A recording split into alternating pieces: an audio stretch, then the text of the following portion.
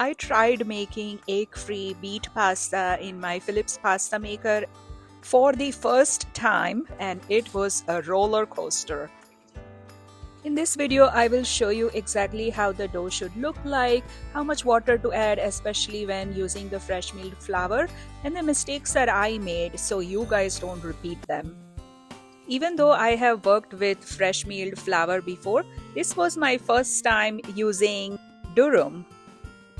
Durum wheat is one of the hardest wheat varieties. It is high in protein and naturally rich in gluten, which is why it is traditionally used for pasta. It gives pasta that firm al dente bite.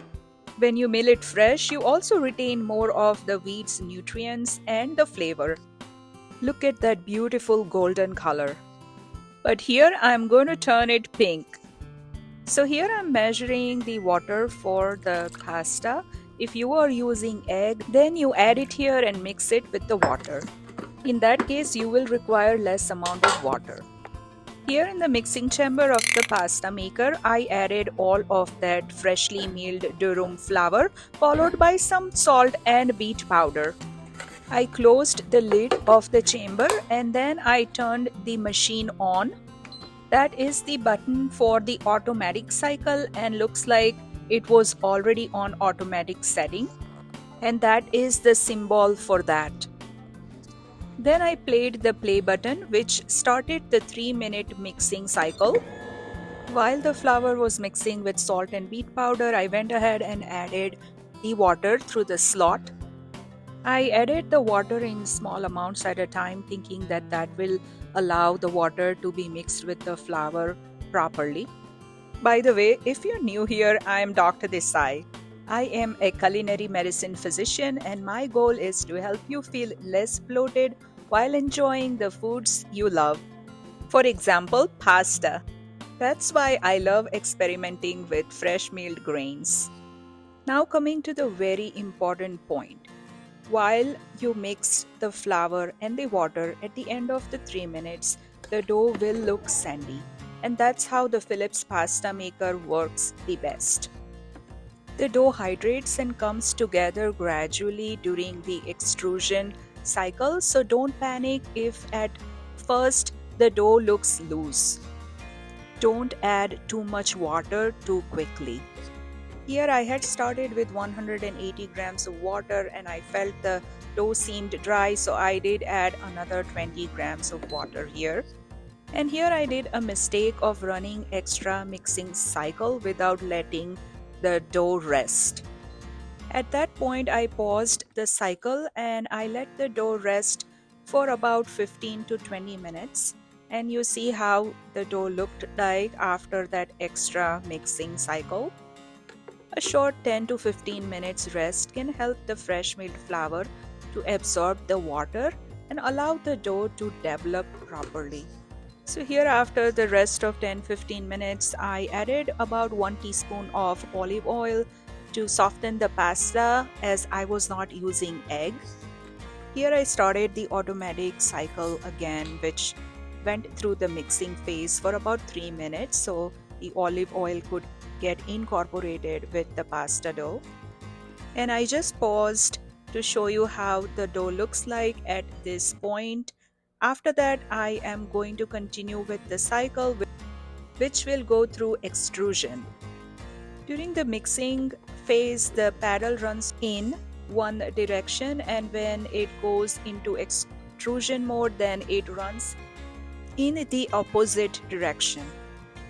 The pasta started coming out beautifully at first, soft, bright pink, and perfect for the first attempt. As you notice, the first few strands may look a bit rough, but as the process continues, it gets smoother. When the pasta gets to the desired length, you can cut it off with the help of the tool that they give you. As the pasta sheets continued to come out, I gathered them on the top of the sheet pan with the layers of parchment in between to prevent sticking. Honestly, I was quite impressed with how quickly the pasta sheets were extruding and how much pasta it produced in small amount of time. Then things got tricky. The pasta stopped coming out. The machine was trying, the rod was going back and forth. Even then, the dough had trouble coming out. And that was the amount of dough that was left.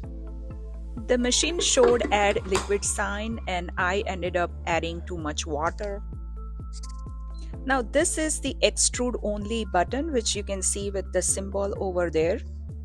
So if you don't want any mixing and you just want the pasta to come out, you can press that button. But if you're adding water like what I did here, then you need to go through the mixing cycle before extruding the pasta. Because I added too much water, then I tried to fix it by adding more flour, and with all that, the dough became inconsistent. So when pasta started extruding, it didn't come out right and it was torn apart. Now one thing about this machine that I liked is that if you're not happy with the way the extruded pasta looked like, you can always put it back in the machine and it will extrude the pasta all over again for you. This was still not working for me, so finally I decided to take the remaining dough out and use it to make some chapatis. Whatever sheets had come out, I put them in the freezer as I was not going to use those immediately. And you can see it here that they have frozen pretty well. These are not uniformly shaped like store-bought pasta, and that's totally okay. These sheets are more nutritious and flavorful than anything you would buy. These sheets are ready for my 40th birthday dinner prep, and I can't wait to show you what I make with them. Make sure you subscribe so you don't miss it. I will see you all soon. I will share the full recipe here in the description so you can try it at home. Have you tried Philips pasta maker before? I would love to hear your experience.